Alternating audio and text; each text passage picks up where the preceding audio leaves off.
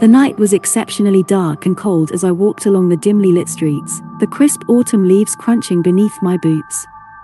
Halloween, my favorite time of the year, had finally arrived, and I couldn't have been more excited. I had always been drawn to the eerie, the macabre, and the unexplained, and this night held the promise of all that and more. My friends and I had planned to visit the notorious Whispering Oaks Cemetery, a place whispered about in hushed tones throughout the town. It was said that the spirits of the deceased roamed freely on Halloween, sharing their stories with anyone willing to listen. The mere thought sent shivers down my spine, but I couldn't resist the allure of such an experience. With flashlights in hand and costumes disguising our identities, we approached the wrought iron gates of the cemetery. The moon hung low, casting eerie shadows among the tombstones. The atmosphere was heavy with an unsettling silence, as if nature itself was holding its breath. As we ventured deeper into the graveyard, the air grew colder, and the unease within me intensified. I couldn't help but wonder if we were the only living souls present on this spectral night. The eerie glow of jack-o'-lanterns lining the pathways flickered ominously, casting distorted shadows on the tombstones. It was as though the spirits of the departed were whispering secrets that danced with the moonlight. We reached a particularly old and overgrown section of the cemetery, where the graves dated back to the 18th century. Some of the tombstones had been weathered by time, their inscriptions barely legible. My heart raced as I approached one grave that stood alone, a forlorn figure amid the sea of stones. The inscription read, "Evelyn Gray, 1794 to 1822. May she rest in peace." My friends began recounting stories of Evelyn Gray, a tragic figure from the town's history. They spoke of her mysterious death, rumored to have been caused by a love affair gone terribly wrong. They said her ghost was still searching for her lost love, and on Halloween night, she would appear to those who sought her out. I felt a strange compulsion to speak to her. The wind rustled through the trees, almost as if beckoning me to approach her grave.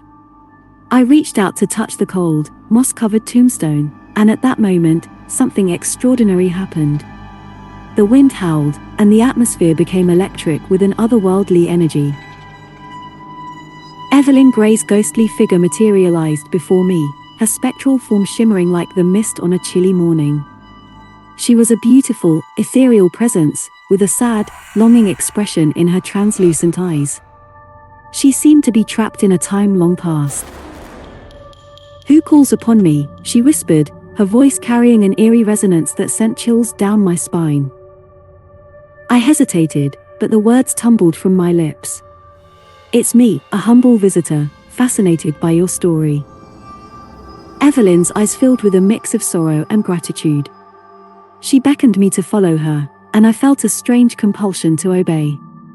My friends watched, jaws agape, as I walked deeper into the graveyard, following the ghostly figure of Evelyn.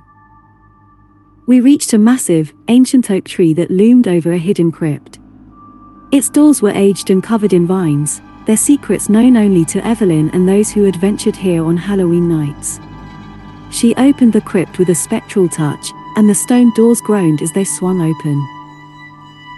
The crypt was a subterranean chamber filled with the scent of damp earth and decay. It was a place of darkness, filled with echoes of forgotten memories and the soft murmurs of lost souls. I was filled with dread, but there was no turning back. Evelyn led me to an ornate sarcophagus at the center of the crypt, covered in intricate carvings. She beckoned me closer, her presence intensifying with each step. I noticed her fingers were like a spectral fog, almost ethereal to the touch. "Unearth my heart," she whispered, her voice an enchanting yet chilling melody. I reached out to touch the sarcophagus, and as I did, I felt a deep, primal force coursing through my veins. With an otherworldly strength, I pushed the heavy stone lid aside. Inside, nestled amid the skeletal remains of a long-dead figure, was a crystal heart, its brilliance undiminished by the centuries. Evelyn's figure began to fade, and her voice echoed in my mind. "Place the heart where it belongs. Release me from my torment." My friends watched in horror as I lifted the crystal heart from the sarcophagus and approached the crypt's entrance. I placed the heart upon Evelyn's grave, and a blinding light filled the cemetery. The earth trembled, and the wind howled like a banshee. With a final, mournful cry, Evelyn Gray's spirit was released from its eternal prison. The ground beneath me gave way, and I tumbled into the crypt, the heavy stone door slamming shut above me. In the darkness, I could hear my friends calling my name, but their voices were distant and muffled. I was trapped, alone with the echoes of the dead. As I stood in that crypt, the air grew colder and denser, and I realized that my Halloween adventure had taken a nightmarish turn. I was now a part of the cemetery's haunted history, destined to spend eternity with the restless spirits I had sought to communicate with.